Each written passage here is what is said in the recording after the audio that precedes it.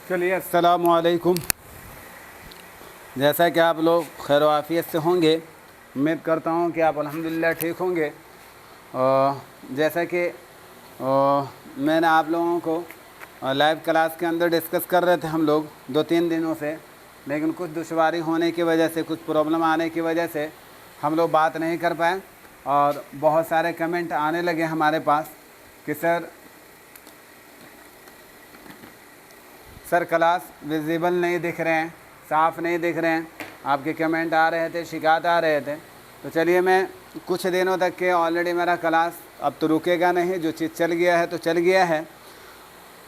हमारा तो काम है जलाते चलो चिराग, मेरा तो काम है जलाते चलो चिराग, रास्ते में खा दोस्त का दुश्मन का घर मिले। तो अपना तो काम है भैया, करते ही रहेंगे। जैसे दिल में आए वैसे करेंगे। कभी ऑफलाइन आ जाएं, कभी ऑनलाइन आ जाएं, कभी लाइव क्लास में आ जाएं, कभी रिकॉर्डेड वीडियोस डाल दें, बट अपना काम है करते रहना। अब ये देखना चाहता हूँ कि आप लोग कितना ज़्यादा सपोर्ट करते हो, कितना ज़्यादा कदम पे कदम मिला करके आप लोग चलने का कोशिश करते हैं। तो आइए, आज का हमारा ये 5वां क्लास है, ये लेक्चर नंबर 5 है हमारा, जो ऑलरेडी मैं बताने जा रहा हूँ। बोर्ड ऑलरेडी क्लियर होगा आपके सामने। कुछ अल्फाज ऐसे होंगे जो कटते होंगे, जो ऑलरेडी मैं बता दूँगा, जो आप लोग सुन करके उसको नोट डाउन कर लीजिएगा, ठीक है। सबसे पहले, उससे पहले मैं डिस्कस कर लूँ आपसे इस चीज़ को लेकर के कि प्लीज़ आप चैनल को ज़रूर से ज़रूर सब्सक्राइब कीजिए। ये छोटा सा सपोर्ट आपसे मैं मांगता हूँ और हमेशा मांग रहा हूँ। तो प्लीज़, और याद रखिएगा, टू द पॉइंट बात कर रहे हैं हम लोग। वो सारी चीज़ें जो हमारे लिए बहुत इम्पोर्टेंट है एग्ज़ाम के पॉइंट ऑफ व्यू से, वही सारी चीज़ों पर हम बात कर रहे हैं। और इंशाल्लाह 100% जो मैं कॉन्सेप्ट दे रहा हूँ, इससे क्वेश्चन बनेंगे ही बनेंगे, इसकी भी मैं गारंटी ले रहा हूँ। तो याद रखिएगा, बड़ा दिल लगी के साथ आपको पढ़ाई करना होगा, बड़ा इत्मीनान और सुकून के साथ क्लास लेना होगा। इंशाल्लाह कामयाबी कदम चूमेगी, चिंता नहीं करना। पत्ता पत्ता बूटा बूटा हाल हमार जाने है, पत्ता पत्ता बूटा बूटा हाल हमार जाने है, जाने न जाने गुल्हे न जाने बाग तो सारा जाने है, नहीं मन्नत कशे ताबे सुनेदन दास्ता मेरी, खामोशी गुफ्तगू है बेज़बानी है ज़बा मेरी। वही वाली बात मैं ऑलरेडी आपसे डिस्कस करने जा रहा हूँ, बात कर रहा हूँ। देखिए, यूजीसी नेट JRF दिसंबर 2025 में मुंह से बोल रहा हूँ, आप उसको सुनेंगे। मैं मुंह से बोल रहा हूँ, उसको आप लोग ज़रा गौर से सुनिएगा। यूजीसी नेट JRF दिसंबर 2025, इससे ऑलरेडी हम लोग बात करेंगे आज लिसानियात के मुतालिक चंद अहम मालूमात, लिसानियात से मुतालिक चंद अहम मालूमात। ये चैप्टर जो मेरा चल रहा आज का 5वां दिन है। इस पर हम 3 से 4 और लेक्चर लेकर के आएंगे। उसके बाद इंशाल्लाह हम लोग कन्वर्ट होंगे शायरी की तरफ, चलेंगे। हम लोग कसीदा गोलों को पढ़ेंगे, कसीदा के बारे में पढ़ेंगे, मसनवी के बारे में पढ़ेंगे, मरसिया के बारे में पढ़ेंगे। सारे कॉन्सेप्ट बहुत कम समय में इंशाल्लाह बहुत अच्छे तरीके से तैयारी कराई जाएगी। एक ज़रा आप चिंता ना कीजिएगा, सारी चीज़ें कवर करके आप लोग एग्ज़ाम में जाइएगा। चलिए, हमारा कॉन्टैक्ट नंबर है 9852743113। अगर आपको किसी तरह का कोई भी प्रॉब्लम आता हो, आप व्हाट्सएप कर सकते हैं, कमेंट करके पूछ सकते हैं। इंशाल्लाह आपके हर प्रॉब्लम का समस्या के लिए मैं एक कदम पे खड़ा हूँ। इंशाल्लाह दूर करने का कोशिश करेंगे। एक चीज़, दूसरी चीज़, और ज़्यादा से ज़्यादा साथियों को जोड़ने का कोशिश कीजिए। हत्तल इम्कान कोशिश कीजिए कि और भी ज़्यादा आपका साथी जुड़े। आपकी एक छोटी सी मेहनत, आपकी एक छोटी सी हेल्प हो सकता है किसी का ज़िंदगी बदल दे, किसी के ज़िंदगी में काफ़ी खुशियाँ लेकर के आ जाए। तो ये भी हो सकता है आपके लिए सदका जारिया बन जाए। आइए हम लोग आते हैं कम ऑन द पॉइंट, हम लोग पॉइंट पे बात करते हैं। और ये याद रखिएगा प्लीज़, मैं आपको बताता चलूँ, ये ध्यान में रखिएगा कि आप सोर्सेज की तरफ मत जाएंगे, सोर्सेज की तरफ ध्यान ना दीजिएगा कि सोर्सेज बहुत कम हैं तो कंटेंट कैसा मिलेगा। याद रखिएगा, हमेशा आपने सुना होगा कि गेंदे का फूल हमेशा कीचड़ में ही खिला करते हैं। तो वही वाली बात याद रखिएगा। आप ये मत सोचिएगा कि सर के पास अभी उतना अच्छा बोर्ड नहीं, ये सारी चीज़ें आ जाएंगी। ये सब हमारे जो है ना बैरियर ऑफ एजुकेशन है, हम मानते हैं, इस चीज़ को कबूल करते हैं। लेकिन याद रखिएगा, कंटेंट में कमी नहीं है। जो कंटेंट मैं दे रहा हूँ, ये आपको कंटेंट डेफिनेटली बहुत कारगर साबित होंगे जब आप एग्ज़ाम में बैठिएगा तो। और जब एग्ज़ाम दे करके आइएगा तो फिर मुझसे बात कीजिएगा कि जो मैंने कंटेंट दिया था, क्या वो आपके लिए कारगर थे या फिर यूँ ही ऑलरेडी सिर्फ झलावा था। डेफिनेटली आने के बाद आप लोग मुझे ज़रूर बताइएगा। तो इंशाल्लाह आप लोग मटेरियल की तरफ नहीं जाएं, चीज़ों की तरफ ना जाएं, आप लोग कंटेंट की तरफ फोकस कीजिए। यही आपका एग्ज़ाम निकालने वाली चीज़ें हैं। तो देखते हैं हम लोग लिसानियात के मुतालिक चंद अहम मालूमात हम देखते हैं। सबसे पहला जो मेरा पॉइंट लिखा हुआ है यहाँ आपके सामने, मैंने बोला है कि ज़बान के साइंसी तरीके से मुताले को लिसानियात कहते हैं। किसको कहते हैं? ये वाला बात हमको याद रखना है। ज़बान की साइंसी तरीके से मुताले को लिसानियात कहा जाता है। ये भी पॉइंट आपको याद रखना है। क्या याद रखना है? ज़बान के साइंसी तरीके से, मतलब साइंस के रूह पर चल कर के मुताले करने को या मुताले को लिसानियात कहा जाता है।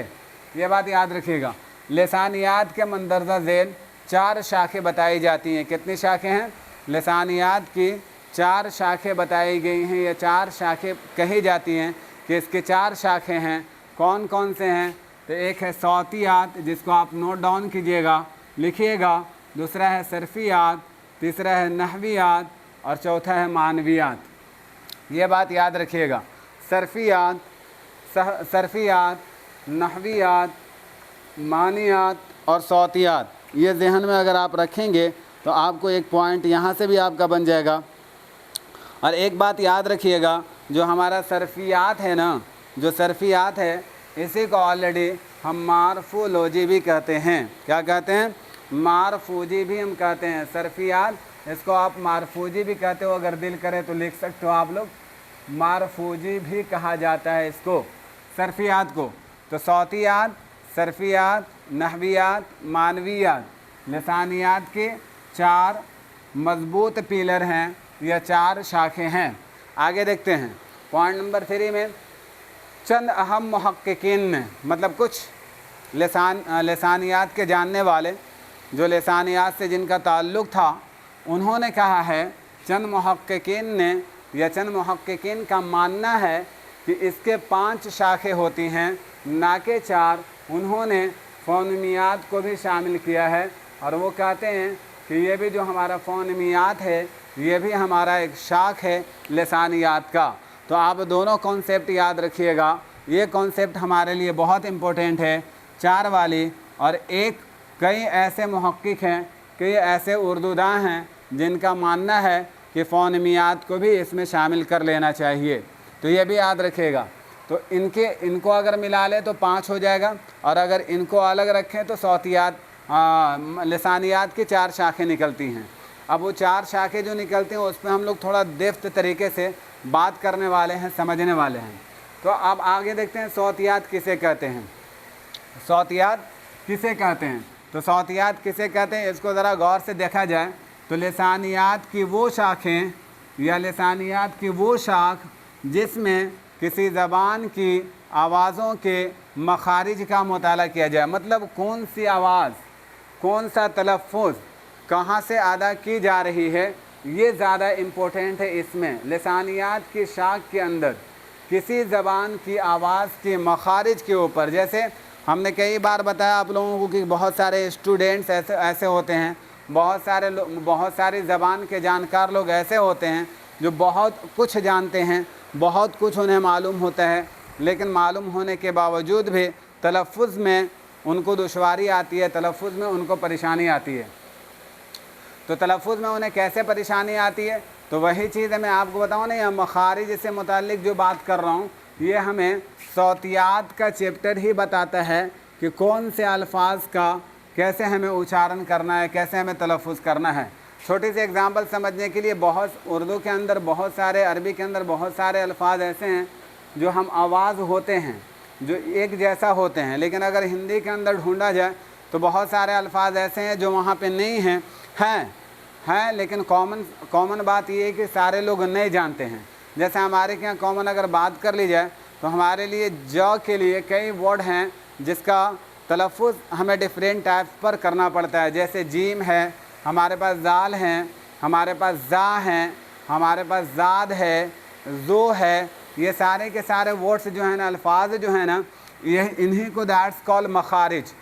कैसे किस वर्ड का उच्चारण करना है, कैसे किस वर्ड का तलफ़्फ़ुज़ करना है, ये बहुत इम्पोर्टेंट होता है किसी भी भाषा को सीखने के लिए, किसी भी ज़बान पर पकड़ बनाने के लिए हमने बहुत सारे लोगों को, आप भी देखे होंगे कि बहुत अच्छी अंग्रेज़ी जानते हैं, लेकिन तलफ़ुज़ ना होने के कारण उनके अंग्रेज़ी सुनने में भी हम लोगों को भद्दा लगता है, ऐसा महसूस होता है। तो वो जो बात करते हैं हम लोग, मखारिज से मुताल्लिक़ जो हम लोग बात करते हैं, वो सौतियात के अंदर बात करते हैं। सौत का मतलब ही आवाज़ होता है, ये याद रखिएगा। सौतियात का ये भी माना ओखज़ किया जा सकता है कि सौतियात इंसानी आवाज़ों का साइंसी मुताला है। That is the very very very very important point, आप लोगों को नोट कर लेना है कि सौतियात का ये भी माना ओखज़ किया जा सकता है, ये भी माना निकाला जा सकता है, ये भी मतलब लिया जा सकता है कि सौतियात जो है इंसानी आवाज़ों का साइंसी मुताला है, इंसानी आवाज़ों का साइंसी मुताला है। दैट्स कॉल्ड सौतियात। ये बात समझ में आई आपको, जो मैंने आपको समझाना चाहा कि सौतियात का भी सौतियात का ये भी माना उखज़ किया जा सकता है। उखज़ मतलब होता है लेना, लिया जा सकता है कि सौतियात इंसानी आवाज़ों का साइंसी मुताले को कहा जा सकता है। आगे देखो सौतियात, तो सौतियात को फ़ोनेमियात से अलग रखा जा सकता है। क्यों रखा जा सकता है? आगे देखो, सौतियात को फ़ोनेमियात से अलग रखा जा सकता है क्योंकि फ़ोनेमियात मखसूस ज़बान की सौती निज़ाम का मुताला किया जाता है। मतलब फ़ोनेमियात के अंदर, फ़ोनेमियात में मखसूस ज़बान, और सौतियात की बात करें तो कॉमन हर ज़बान की बात कर ले। फ़ोनेमियात के अंदर मखसूस ज़बान की सौती निज़ाम का मुताला किया जाता है, जबकि सौतियात के अंदर तमाम इंसानी आवाज़ों का उमूमी मुताला पेश करना होता है। पॉइंट लिखना होगा आपको, ये सारे पॉइंट लिखना होगा, पढ़ना होगा, तब जा कर के आपको ये याद रहेंगे। याद रखना ही हमारे लिए बहुत इम्पोर्टेंट है। How much we study it doesn't matter, matter is that how much we learn. कितना सीखते हैं ये ज़्यादा मैटर करता है, पढ़ना ज़्यादा मैटर नहीं करता है भाई, ये ध्यान में रखिएगा। तो वही बोलना आपको कि सौतियात को फ़ोनेमियात से अलग रखा जा सकता है। मतलब इन दोनों को हम एक दूसरे से अलग कर सकते हैं। ये दोनों अलग अलग चीज़ें हैं। अलग अलग चीज़ें कैसे हैं, इनको अलग अलग हम कैसे मानेंगे? तो फ़ोनेमियात के अंदर क्या होता है, फ़ोनेमियात के अंदर क्या होता है? तो फ़ोनेमियात के अंदर क्या होता है कि मखसूस ज़बान, कोई ख़ास ज़बान की बात कर रहा हूँ, मखसूस ज़बान की सौती निज़ाम का मुताला किया जाता है। किसके अंदर? फ़ोनेमियात के अंदर। जबकि सौतियात में तमाम इंसानी आवाज़ों का उमूमी मुताला पेश करना होता है। आगे देखो, सौतियात में हर्फ के बजाय सौत, ये याद रखिएगा, हर्फ। सौतियात में सौत के अंदर हर्फ के बजाय सौत और लफ्ज़ के बजाय मजमूए अस्वात, सौत का ये जमा है अस्वात, ये याद रखिएगा। मजमूए अल्फाज कह सकते हो इसको आप डायरेक्ट। सौतियात में हर्फ के बजाय सौत और लफ्ज़ के बजाय मजमूए अल्फाज को ज़्यादा तरजीह दी जाती है, ज़्यादा तवज्जो दी जाती है, ज़्यादा अहमियत दी जाती है। ये बात बताना चाह रहे हैं। तो क्या आपने सीखा यहाँ पे? सौतियात में हर्फ के बजाय सौत पर ज़्यादा ध्यान दी जाती है। इसी तरह सौतियात के अंदर लफ्ज़ के बजाय मजमूए अस्वात को ज़्यादा तरजीह दी जाती है। चलिए आगे देखते हैं। एक पॉइंट और भी हमारे लिए बहुत बहुत इम्पोर्टेंट है, इल्म हिज्जा। नोट करके मैंने लिखा है, इसका मतलब है कि आपके लिए वीवीआई क्वेश्चंस हैं, नोट लिख लीजिएगा। इल्म हिज्जा में हर्फ को बुनियादी इकाई माना जाता है। क्या माना जाता है? इल्म हिज्जा में हर्फ को बुनियादी इकाई माना जाता है। इसी तरह सौतियात में सौत को बुनियादी इकाई तस्लीम किया गया है। क्या बात समझ में आई हमको?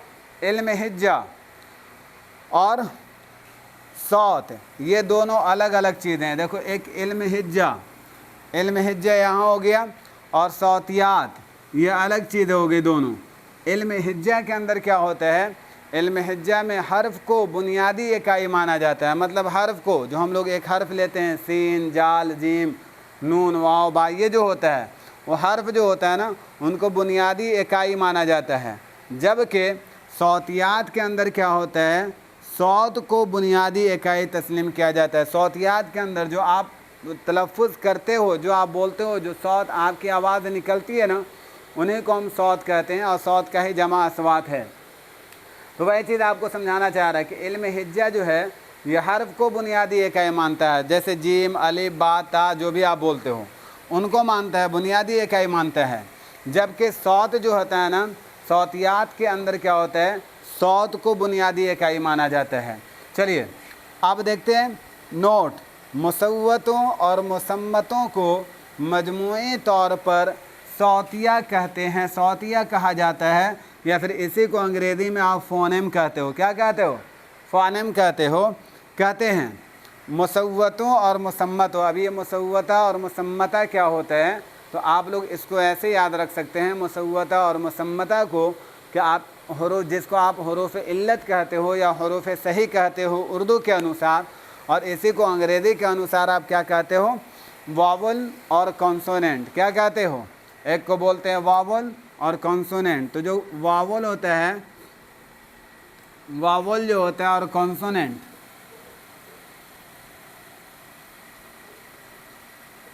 कॉन्सोनेंट, इन्हीं दोनों को, वावल और कॉन्सोनेंट को हम लोग मुसव्वतों और मुसम्मतों के नाम से जानते हैं। अब ये जो दोनों नाम मैंने लिख रखा है आपके सामने में, तो इसके बारे में चिंता नहीं कीजिएगा, ये आगे में हम लोगों के क्लास के अंदर आएगा कि कौन सा वावेल है और कौन सा कॉन्सोनेंट है, आगे चल कर के हम लोग पढ़ने वाले हैं। तो वही बोल रहा है कि मुसम्मतों और मुसव्वतों को मजमूई तौर पर सौतिया या फिर फ़ोनेम कहा जाता है। आपको यहाँ तक के बात समझ में आ गई होगी। नीचे वाला एक अल्फाज नहीं समझ, जुमला नहीं समझ में आता होगा, हम पढ़ रहा हूँ, आप पहले नोट कीजिए तो फिर मैं समझा रहा हूँ। बोल रहा है किसी भी ज़बान की आवाज़ों का मुताला मंदरजा झेल 3 ज़ावियों से किया जा सकता है। पहले इसको नोट डाउन करो आप लोग। किसी भी ज़बान की आवाज़ों का मुताला मंदरजा झेल 3 ज़ावियों से किया जा सकता है, या फिर यूँ कहा जाए कि इसकी 3 शाखें होती हैं। किसकी 3 शाखें होती हैं बता रहा हूँ अभी, पहले आप इसको समझो। किसी भी ज़बान की आवाज़ों का मुताला मंदरजा झेल 3 ज़ावियों से किया जाता है, या फिर इसको यूँ कह लिया जाए कि इसके 3 शाखें होती हैं। इसकी कितनी शाखें होती हैं? इसके 3 शाखें होती हैं।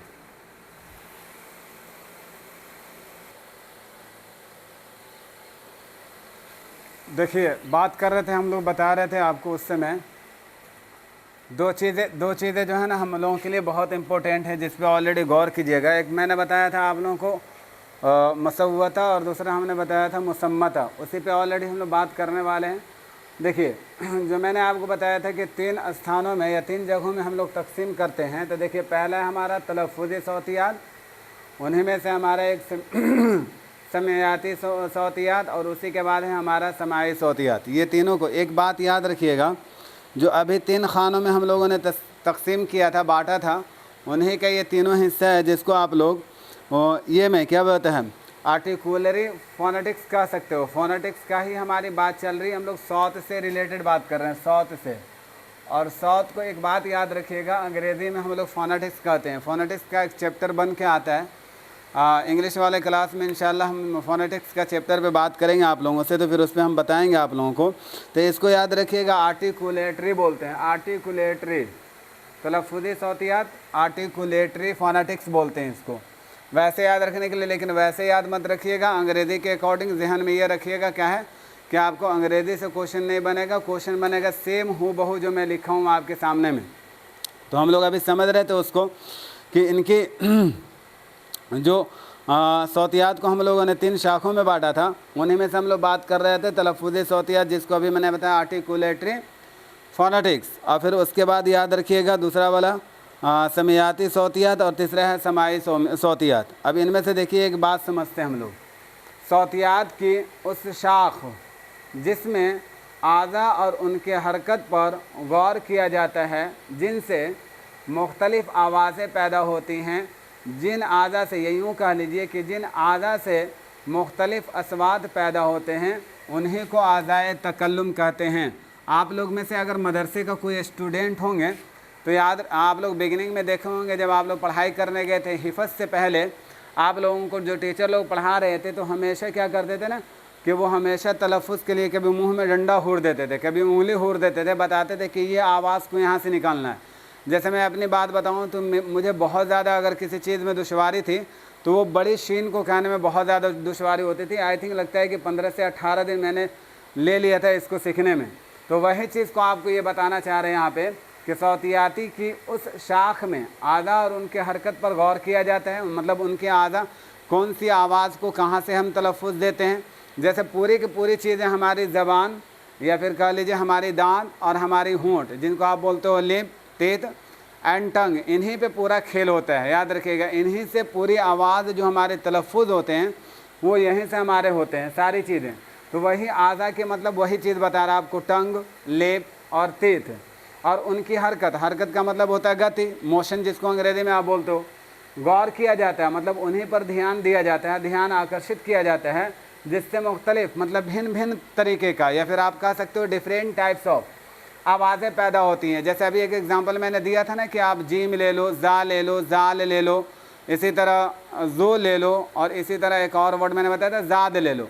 तो ये देखने में सारे के सारे अलग अलग हैं, लेकिन इनका तलफ़्फ़ुज़ अगर कहीं देखते हैं तो कहीं ना कहीं मिलता जुलता नज़र आता है मुझे।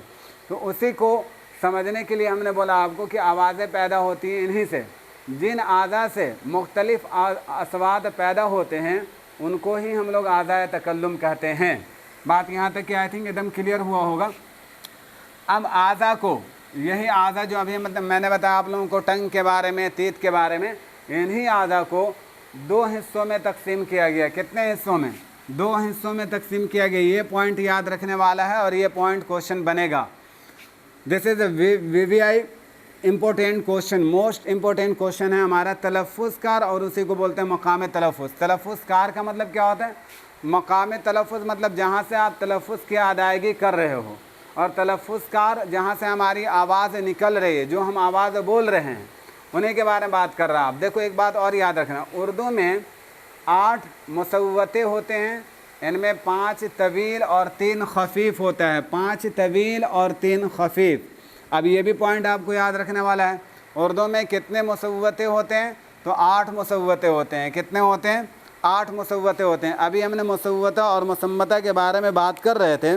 तो मुसव्वता को एक बात याद रखिएगा, इनमें से अगर हम लोग अंग्रेज़ी की बात करें तो अंग्रेज़ी में हमारे टोटल कितने मुसव्वता होते हैं? देखो मुसव्वता का मतलब होता है हुरूफ़ इल्लत, और हुरूफ़ इल्लत को ही अंग्रेज़ी में आप बोलते हो वावल। क्या बोलते हो? वावेल बोलते हो या फिर वावल बोलते हो। उच्चारण वावेल नहीं होता है, याद रखिएगा, वावल होता है। ये असल वावल VOWEL। ये इसी को इंडिकेट कर दीजिएगा इनसे, जो अभी मैं आप लोगों को बता रहा था कहाँ पे लिखा हुआ है मुसव्वता से। कहाँ पे बात कर रहे थे अभी, कहाँ लिखा हुआ था? आज़ा को 2 हिस्सों में तकसीम किया गया। तलफ़्फ़ुज़कार इतने इतने हो गए। सौते रुकन उर्दू में 8, देखिए यहाँ 8 मुसव्वते हैं। तो मुसव्वता से याद रख लेंगे हम लोग इनको। और जो मैंने मुसम्मता आपको बताया था, मीम साद मीम ताहा, इनको याद रखिएगा। आप लोग बोलते हो कॉन्सोनेंट। क्या बोलते हो? कॉन्सोनेंट। और उसी को उर्दू में आप बोलते हो हुरूफ़ सही, हुरूफ़ दुरुस्त, जो आप भी बोलना चाहते हो बोल लो। तो इनको याद रखने का बहुत आसान तरीका है। मुसव्वता मतलब वावेल, और वावेल अंग्रेज़ी में कितने होते हैं? तो according to the old grammar अगर हम लोग देखें तो 5 होते हैं, लेकिन 5 नहीं होते हैं। जैसे आप UGC नेट के लिए डेप्थ में जाकर के उर्दू का मुताला कर रहे हो, उर्दू के बारे में पढ़ रहे हो, इसी तरह आप जब अंग्रेज़ी में जाकर के डेप्थ तरीके से अंग्रेज़ी का नॉलेज लोगे तो याद रखिएगा अकॉर्डिंग टू द साउंड अंग्रेज़ी का जो टोटल शब्दावली हो जाते हैं वो 44 हो जाते हैं। और उसमें वावेल होता है मेरा 20 और कॉन्सोनेंट होता है हमारा 24। अब ये नॉलेज जैसे आप लोग प्लीज़ बाहर में स्प्रेड मत कर देना, आप लोग जा कर के इसके बारे में पहले पढ़ना तब समझना। ऐसे कॉमन वावेल मेरा 5 होता है और कॉन्सोनेंट मेरा 21 होता है, टोटल मिला करके 26 वर्ड्स होते हैं। लेकिन अकॉर्डिंग टू दी साउंड अगर हम लोग बात कर रहे हैं, साउंड के अकॉर्डिंग अगर जाते हैं, तलफ़्फ़ुज़ के अकॉर्डिंग अगर जाते हैं, तो याद रखिएगा उसके लिए आपको पढ़ना पड़ेगा फ़ोनेटिक्स अंग्रेज़ी का। और अंग्रेज़ी का जब फ़ोनेटिक्स पढ़िएगा तो उसमें आपको बताया जाएगा कि साउंड के अकॉर्डिंग हमारा वोवेल जो वर्ड्स होते हैं वो टोटल होते हैं 20 और कॉन्सोनेंट होते हैं 24। और 24 और 20 को जब ऑलरेडी हम लोग मर्ज कर दें, जब हम लोग प्लस कर देते हैं तो हो जाता है 44। ये याद रखिएगा। तो मुसव्वता मतलब समझ में आ गया मेरा। हुरूफ इल्लत, हुरूफ इल्लत का मतलब हो गया हमारा वावेल, और मुसम्मता का मतलब हो गया मेरा कॉन्सोनेंट, जिसको बोलते हो हुरूफ सही।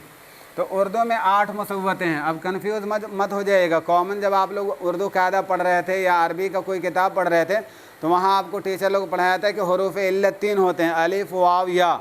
लेकिन याद रखिएगा, आप उर्दू का कायदा नहीं ना पढ़ रहे हैं, आप उर्दू के बारे में दिफ्त नॉलेज ले रहे हैं। तो डेफिनेटली आपको याद रखना होगा, जैसे अंग्रेज़ी में 5 से 20 बढ़ गया, वैसे उर्दू के अंदर उर्दू में 3 से 8 हो गया। अब वो 8 में उर्दू में 8 जो मुसव्वतें हैं उनमें 5 जो हैं तवील हैं हमारे और 3 खफीफ़ हैं। अब इसके बारे में चिंता मत कीजिएगा, आगे ऑलरेडी क्लास इसके बारे में आएगा तो हम वहाँ पे ऑलरेडी बहुत अच्छे तरीके से डिफ़ाइन करेंगे।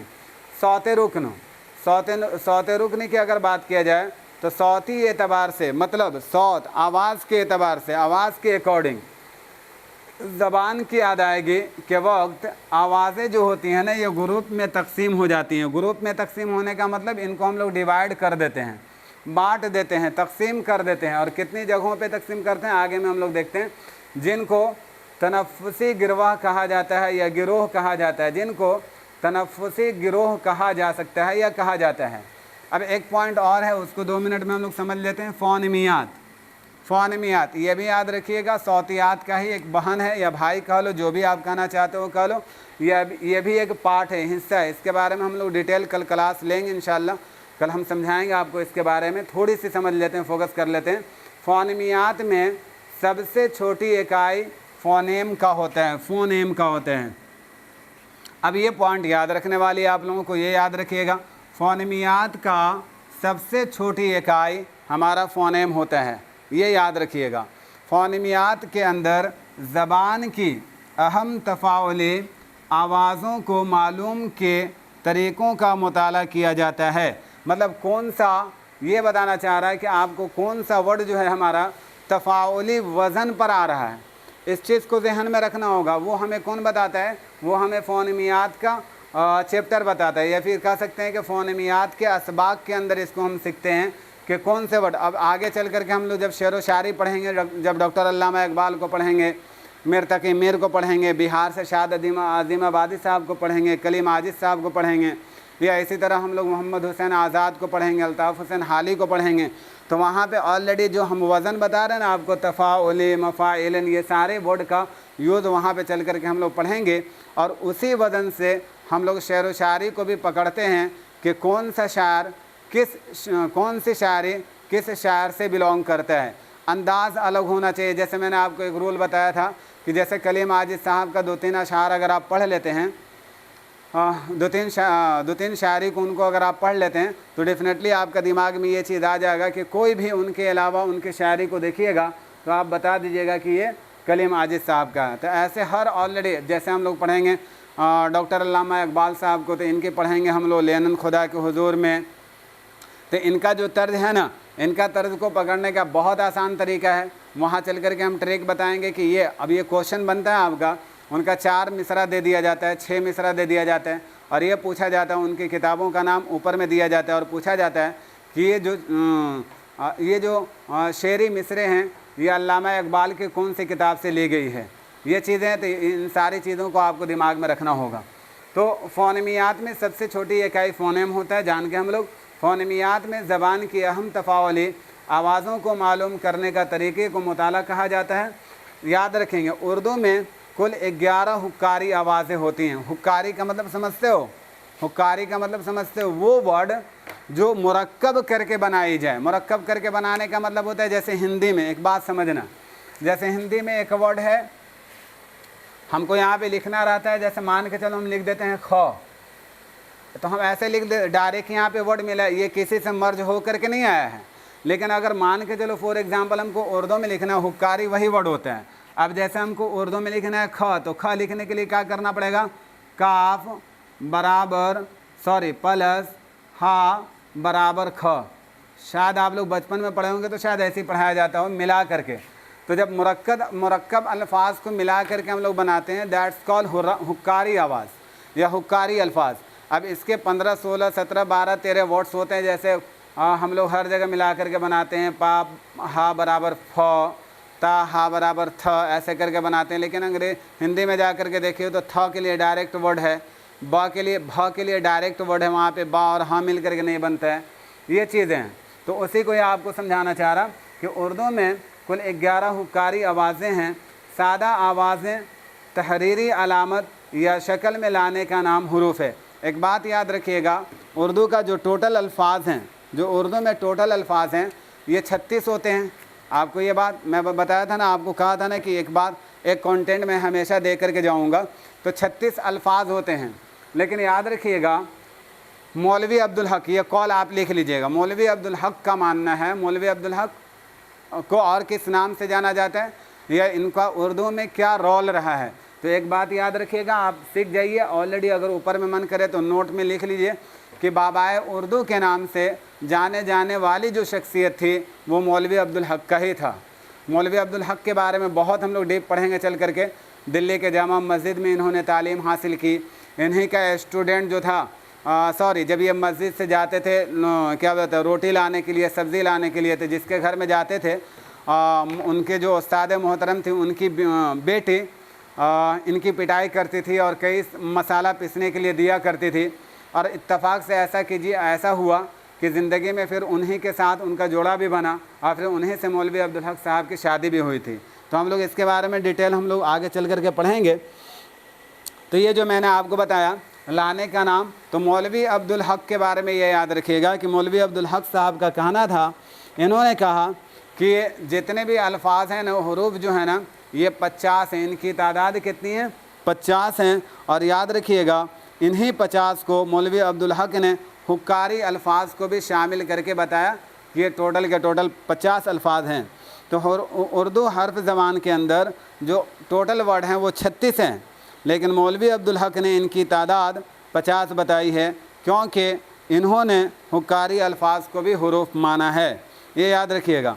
हरूफ हिज्जा, ये पॉइंट भी याद रखने वाली है। हरूफ हिज्जा में हरूफ की आवाज़ और उनकी हरकातों सकनात से बहस की जाती है और हरूफ के मजमूमे को हरूफ अबजद कहा जाता है। आई थिंक यहाँ तक आप लोगों को बात क्लियर हुई होगी।